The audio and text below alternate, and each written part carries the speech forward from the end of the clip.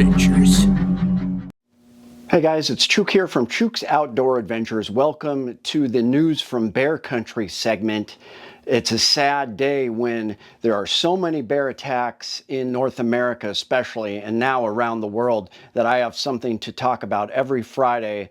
And it's been like that for the last 2 years. I've had a new story to talk about. It slows down a little bit midwinter, but then after that, it picks up. So going through my emails, I wanted to thank all the viewers who emailed me and logged on to my website and sent me messages. We are going to start off, let's see, with the 30th. A couple of you told me about the new Marlin 1894 Trapper in 10 millimeter. Thanks a lot. Now I have to get one of those. So I'm ordering one of those today. But first one is from John Dittman, and he says it's not just bears and mountain lions and other critters that are dangerous. 60-year-old Melvin Swaggerty is continuing to recover after he was violently stabbed in the head, neck, and chest when he picked up a family of 9 he saw on the side of the road in Sequim. Melvin was making a DoorDash food delivery at the time. He fell out of his SUV as he was suddenly attacked without warning, and they stole his vehicle. His brother drove him from Port Angeles to his follow-up appointment in Seattle on Tuesday. Okay, so this was in Washington State. The doctor that saw him said that his wounds are looking good, and they removed 47 staples from his neck. He still had a long physical recovery ahead with physical therapy and possible some plastic surgery. And there is a GoFundMe account here that I will try to put a link to. So just horrible. Port Angeles, Washington, and oh man, she got stab wounds in there.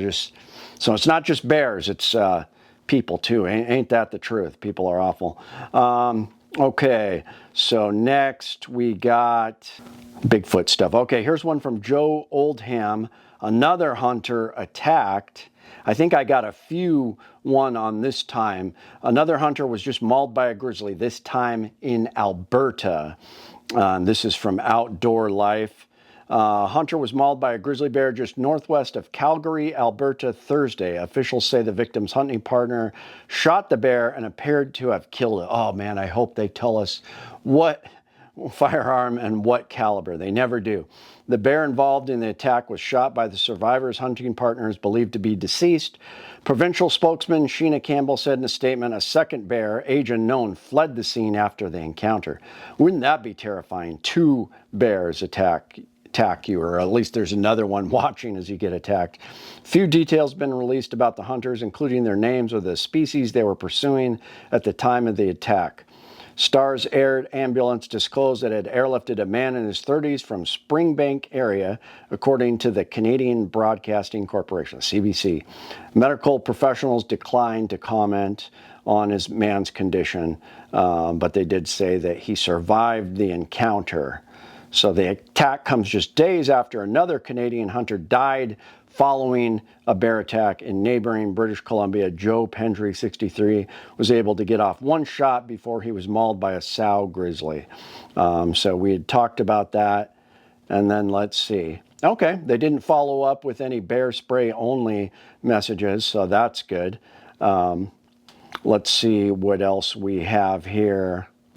Marlin 1894 Trapper. All right, so that hopefully is the only major attack we shall see, because I did get some submissions to the website, so we're going to look at that right now. Okay, this is from Bill Reed, another bear attack in Alberta, south of Cochrane. It's got to be the same one.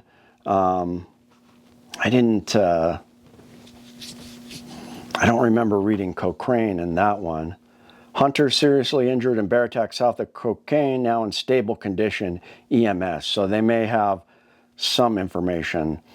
Critically injured in a grizzly bear attack south of Cochrane on Thursday has been identified as Jesse Sayer, a well-known coach and volunteer with Carstairs Minor Hockey Association. Sayer remains in the hospital at the Foothills Medical Center in Calgary after being airlifted. Okay, so this is an update to the last one. They identified the guy. rural area along Township Road 242. Alberta Fish and Wildlife officers have since cordoned off the site for an investigation. The bear was shot by Sarah's hunting partners, believed to be dead, while a second bear fled the scene. Okay, that is the same one. So now they're saying they think that bear is dead. So Jesse survived, remains in good spirits as he begins a long road to recovery. Donations can be made through e-transfer to treasurer at carstairsminorhockey.ca or directly to CMHA President Chris Atchison. Please join us in sending love, prayers, and strength to Jesse and his family. He's now in non-life-threatening condition, but that he was in a serious condition when he was taken to a hospital. So definitely an elk hunter who's there with beautiful elk rack there. Awareness urged as grizzlies reclaim habitat. Uh-oh, here it comes. Bear safety educator Kim Titchener, founder of Bear Safety and More, called the recent mauling devastating and said it highlights how grizzlies are returning to areas where many Albertans don't expect them. It just feels like one attack after another. I agree with that, all over North America.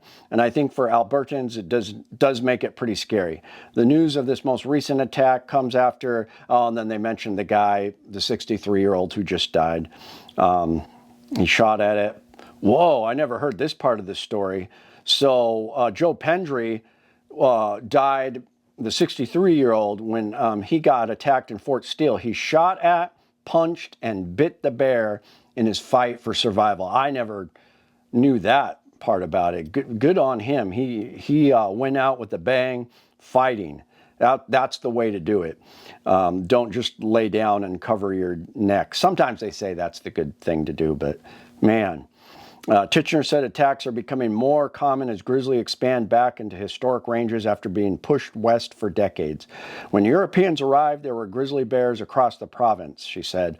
They were killed off, lost habitat, and they were pushed into the foothills and the Rocky Mountains. Since then, populations have improved in some areas, and as they increase, they're going to expand out into former ranges. Wouldn't that be cool if grizzlies just took over California? I would vote for that. Titchener said sightings near Disbury and the outskirts of Calgary.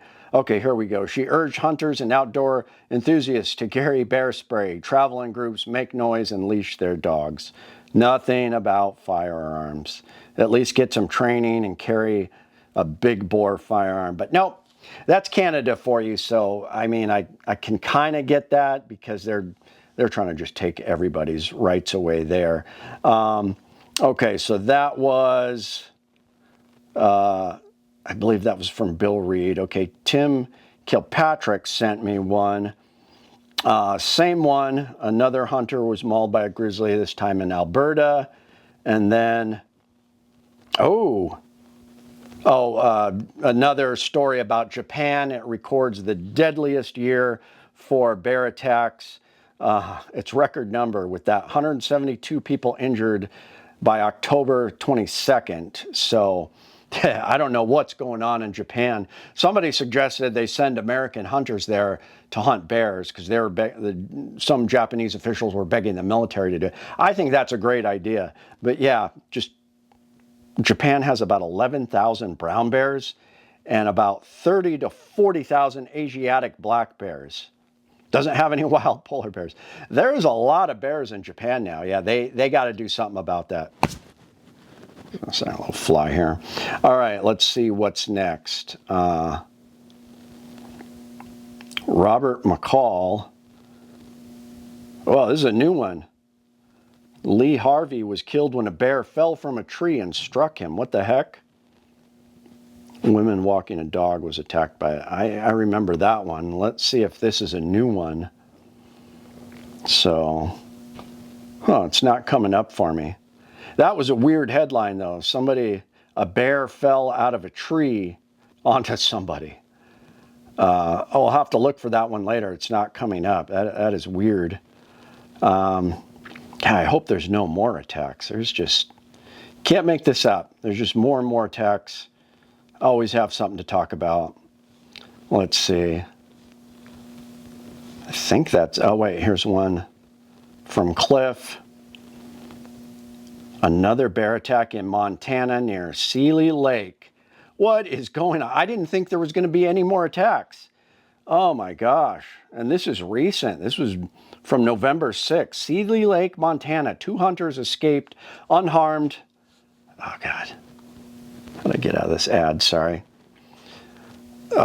After a tense encounter with 3 grizzly bears on the Pyramid Pass Trail near Seeley Lake on the morning of November 5th. The hunters who had earlier harvested a mule deer buck, see there you go, it's smelling the deer, were hiking back to retrieve the deer when they spotted the bears about 100 yards away. Despite their attempts to deter the bears by yelling and waving their arms, the animals continued to charge. One hunter fired shots, possibly killing 2 of the bears, while the third retreated towards, there was 3 of them? The hunters promptly reported the incident as self-defense to Montana. Oh my gosh, 3 bears. What is going on? So another one in Montana. Don't tell me there's going to be more. Let's see, we got one from Paul Gilbertson. Local hunters. Oh, Seeley Lake, that's the same one. I appreciate you guys. I'm getting multiple messages on the same one, and it's really helpful. Okay, one more from Tim Kirkpatrick. Oh, Cowboy State Daily. Japan calls out the military to help stop surge in bear attacks. From Tim Kirkpatrick. Yeah, they're asking the military. But I like, somebody had the idea of having American hunters go to Japan and take care of it. I would volunteer. That sounds amazing. But thank you for logging on and sending me those messages. Thanks for viewing on YouTube. Please like, share, and subscribe if you can. Helps me out a lot. And become a patron if you can. Also, I got links below. I'll have a new video up tomorrow, and I'll see you here next Friday from News from Bear Country. Stay safe and stay armed. My name is Chuke. I like to trade my guns just for fun, but now I have none. Oh, look, get shot by a bear, but I don't care. I got a 10mm. Chuke's Outdoor Adventures. Watch you all die every time.